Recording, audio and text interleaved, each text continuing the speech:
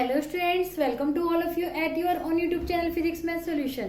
बच्चों, आज मैं लेके आई हूँ आप लोगों के लिए कुछ शॉर्टकट ट्रिक्स मैथ्स की, जो हमारे कंपटीशन एग्जाम में, चाहे वो कोई भी हो, KVS हो, HTET हो, CTET हो, DHSB हो, SSC हो, वट एवर, कोई भी कंपटीशन एग्जाम हो, सबके लिए बहुत ज्यादा यूजफुल होने वाली है बच्चों, आप सबके लिए।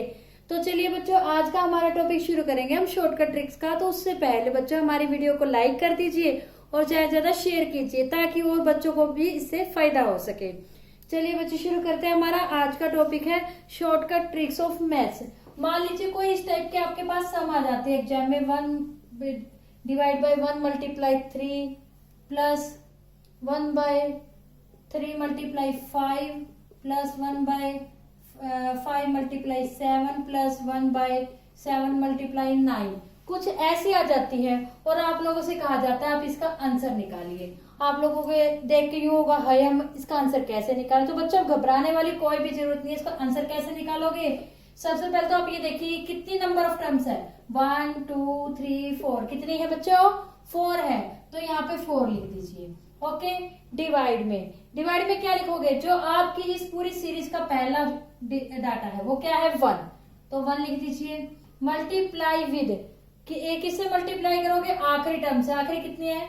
9, मल्टीप्लाई विद 9। तो जो इसका आंसर आएगा बच्चों, वही क्या आएगा? इस स्टेटमेंट का आंसर आ जाएगा, यानी 5/9। ओके बच्चों, आ गया समझ में? अब मान लीजिए कोई एक सीरीज है ऐसे ही, 1/1 मल्टीप्लाई है 7 प्लस में 1/7 मल्टीप्लाई 9 प्लस 9 मल्टीप्लाई विद 11, इसका निकालना है। तो क्या करोगे? 3 टर्म है, 1 2 3 डिवाइड बाय 1 मल्टीप्लाई विद 11, तो इसका आंसर आ जाएगा 3/11। ओके बच्चों, आई समझ में आप लोगों को? बहुत आसान है ना इस तरह के सम्स की शॉर्टकट ट्रिक्स निकालने। और मान लीजिए कुछ और टाइप के सम हो, मान लीजिए कुछ ऐसे सम हो आपके पास, 2 प्लस में 1, 2 का स्क्वायर प्लस में 1, 2 की 4 प्लस में 1, 2 की 8 प्लस में 1। मान लीजिए कुछ इस टाइप के आप लोगों के सम है और इसका आंसर आ जाता है भी, आप इसका आंसर निकालिए। आप लोग सोचोगे इतनी लंबी कैलकुलेशन हम कैसे करेंगे? तो बच्चों, आप घबराने की बिल्कुल भी जरूरत नहीं। आप कैसे करोगे? पहले तो ये वाला 2 लिख लीजिए जो इसमें 2 दे रखा है। ओके, लिख लिया हमने। अब जो हाईएस्ट पावर है यानी लास्ट में क्या है? 8 है। 8 को आप डबल कर दीजिए, 2 गुना कर दीजिए। 8 मल्टीप्लाई 2 माइनस में 1, तो आप लोगों का आंसर आ जाएगा 2 की पावर 16 माइनस 1। जो भी होगा इसका वो आंसर आ जाएगा। हो गया ना आसान बच्चों? ऐसे ही आप लोग कोई भी टर्म, मान लीजिए यहाँ पे 16 आ जाता है, एक टर्म और हम ले लेते हैं इसमें आगे प्लस में 2 की पावर 16 प्लस में 1, तो यहाँ पे क्या हो जाता है? 16 मल्टीप्लाई 2 हो जाता है, यहाँ पे हो जाता है 32। आप लोग इसका आंसर निकालना होता तो आप इसे इस तरीके से कर लेते है ना बच्चों, बहुत आसान। चलिए और सम हो, मान लीजिए किस टाइप के हो सम, और ऐसा कुछ है, a माइनस में 4 का क्या है? स्क्वायर प्लस में b माइनस 2 का स्क्वायर प्लस में c माइनस 7 का स्क्वायर इज इक्वल टू 0 है। ऐसा इन्होंने कुछ दे रखा है। अगर ये है तो आपको वैल्यू निकालनी है किसकी? मान लीजिए रूट a प्लस में b प्लस में c की वैल्यू निकालनी है। इस तरह के समों को कैसे सॉल्व करोगे? आप लोगों को ये होगा भी हम abc की वैल्यू निकालेंगे तभी निकलेगा, लेकिन abc की वैल्यू कैसे निकालोगे? बहुत आसान है बच्चों। आप देखिए इसमें क्या दे रखा है, इसका प्लस इसका, इन तीनों का सम क्या है? 0 है। ये 0 कब होगा? जब ये भी 0 होगा, जब ये भी 0 होगा, तब ये भी 0 होगा। लेकिन ये 0 कब होगा? जब ये A4 होगा। क्या होगा? A4 होगा, B2 होगा, C7 होगा, तभी तो ये 0 होगा। आप हमारे पास क्या है? इनकी वैल्यू आ गई, वो आप इसमें रख दीजिए। 4 प्लस में 2 प्लस में 7, रूट 4 प्लस 6 प्लस 7 13, तो इसका आंसर आ जाएगा रूट 13। आसान है ना बच्चों?